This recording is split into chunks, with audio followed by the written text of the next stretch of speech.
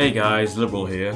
Welcome to the first episode of Super Sm4sh School. As promised on my introductory video, which is linked in the description below if you haven't seen it, this first episode will be about how to mentally prepare for upcoming matches of Smash you may have, whether they are tournament matches, friendlies, or matches on For Glory.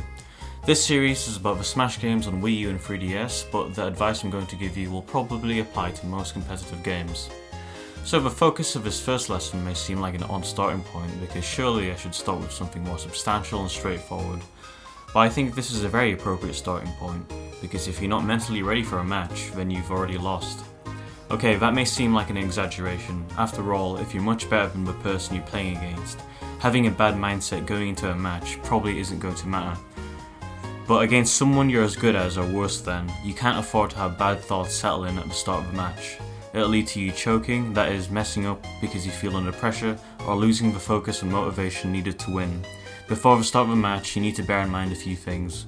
You shouldn't worry what the person playing against you or spectators will think about you if you're playing badly or at least appear to play badly.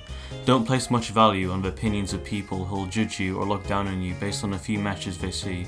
A lot of people will say you suck even if you're beaten by a really good player. You shouldn't be discouraged by consistent losses against certain players it seems you just can't surpass. You shouldn't jump to the conclusion that you're not improving because you have to realise that such players are probably improving as well. If you're finding it difficult to adapt to them, it's because they're adapting back. Further, you can't allow yourself to believe you can't beat somebody who beats you all the time. Even if you're probably going to lose the match, you have to keep focused and keep on pushing them as much as you can. This way, even if you lose, you might at least expose or discover a weakness in their play, even if a mix-up game is really strong. Literally everybody has some sort of pattern in their play. It may be cryptic, but there will always be a formula, and you can at least slowly piece it together even if you're losing to the person all the time. It's said that some players don't have habits, but this is absolutely not true when it comes to good players. Players who do completely random things all the time, or the majority of the time, are just plain bad for reasons I hope go without saying. You have to accept whatever happens. This can be hard sometimes because it seems your loss came down to a few bad outcomes from seemingly 50-50 situations, unusual situations you're not prepared for, or even straight up bad luck, though honestly, it's probably hard to chalk it up to the latter. Even if you're KO'd by a Game & Watch's hammer because they got a lucky 9, you just have to accept it, the game is always right, and tell yourself that you wouldn't be satisfied with a narrow victory anyway. After all, ideally you'd like to win by a good margin despite some bad luck on your end. And lastly, don't let taunting bother you. Who cares if the other player thinks they got you good or is using the taunt to laugh at you if you SD?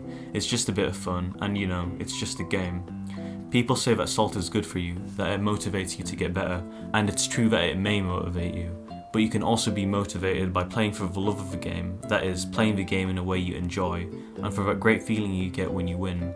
Getting sorry about losing is an unnecessary and unpleasant feeling.